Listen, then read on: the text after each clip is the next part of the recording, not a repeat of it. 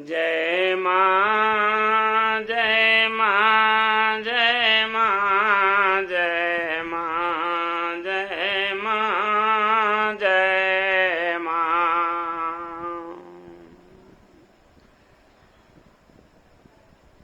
जलचर थल चरणभ चरनाना, जी जड़ चेतन जीव जहाना। ये जीव आत्मा चाहे जलचर में हो, यानी कि जलचर जीव, चाहे थल के जीव हों, पृथ्वी के जीव हों, चाहे पक्षी हों, यानी मनुष्य हों या पक्षी हों या जलचर हों, उसमें भी चाहे जड़ हों या चेतन हों, जितने भी प्रकार के जीव हैं और इनको जो कीर्ति सतगति जो भी प्राप्त होती है, जो भी ज्ञान प्राप्त होता है, मति कीरति गति भूति भलाई, जब जहीं जतन जहाँ जहीं पाई।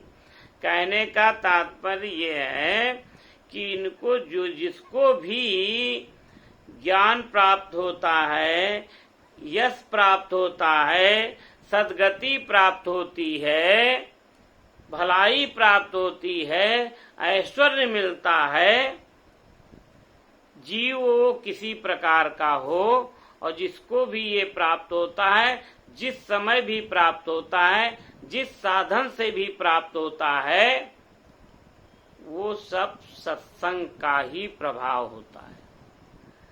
वो सत्संग कभी का हो, चाहे शरीर पहले के शरीर से आया हुआ जीवात्मा लाया उस सत्संग को और प्राप्त किया है, चाहे वो वर्तमान का है, चाहे वो भविष्य में भी हो। ये जीवात्मा जो लेकर आया है, वो सत्संग कैसे प्राप्त हुआ है, वो किसी भी स्थान से, किसी भी साधन से प्राप्त हो सकता है। सत्संग का प्रभाव जब होता है तभी ये सब प्राप्त होता है। इस तरह का ऐश्वर्य और ज्ञान, सद्गति और भलाई तभी प्राप्त, जो भी प्राप्त होती है वो सत्संग का प्रभाव होता है। सज्जन पुरुषों से प्राप्त हुआ सत्संग। अब वो सत्संग जैसे पक्षी को मिला तो कैसे प्राप्त हुआ, जैसे सुखदेव हैं, सुखदेव जी थे तो पक्षी रूप में थे पहले, और शिव जी की कथा अनजाने में सुनी। शिव जी पार्वती जी को कथा सुना रहे थे और उन्होंने ऐसे ही हुंकारी भरते रहे, सुनते रहे, यानी इस तरह से सत्संग प्राप्त किया हुआ, और वो सत्संग किसी जन्म में भूलते नहीं हैं। तो सुखदेव जी जो है आज जो है अमृत पान कराते रहते भागवत का, यानी भगवान की लीलाओं का, क्योंकि उन्होंने इतनी सत्संग किया, सुना है शिव जी से, तो वो सब हृदय में विराजमान है। वो सभी कथाएं हृदय में है, भागवत कथा। और वो भागवत जो है, पूरी भागवत कथा वो बार बार सुनाते रहते हैं सुखदेव जी। तो एक प्रसाद किसका है? सत्संग का प्रसाद है, शिव जी से पाया हुआ प्रसाद, वो भी पक्षी रूप में। तो ये किसी भी रूप में प्राप्त हो सकता है। काकभूषण जी तो यहाँ तक कहते हैं कौवे के रूप में है, शरीर नहीं छोड़ते। वो तो कहते हैं सुधी मोहिनाथ जन्म बहु केरी, शिव प्रसाद मति मोहन घेरी। प्रभु के प्रसाद से हमारी मति में मोह नहीं आता, यानी अज्ञान नहीं आता। ज्ञान उनको यानी मति मिल गई, ज्ञान मिल गया है, जैसे सुखदेव जी को ज्ञान प्राप्त हो गया और उसी तरह से कागभूषण जी को ज्ञान प्राप्त हुआ। तो जो भी ज्ञान पाया और जिस साधन से पाया, जिस स्थान से पाया, वो सत्संग का प्रभाव है।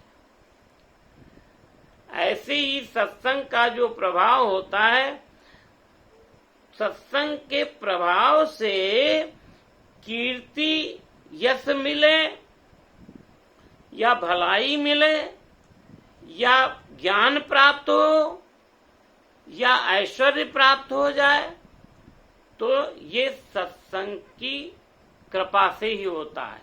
और कृपा किसकी होती? गुरु जी की होती है। गुरु जी ही कृपा करते हैं तो सत्संग प्राप्त होता है। जब सत्संग प्राप्त होगा तो कृपा प्राप्त हो जाएगी।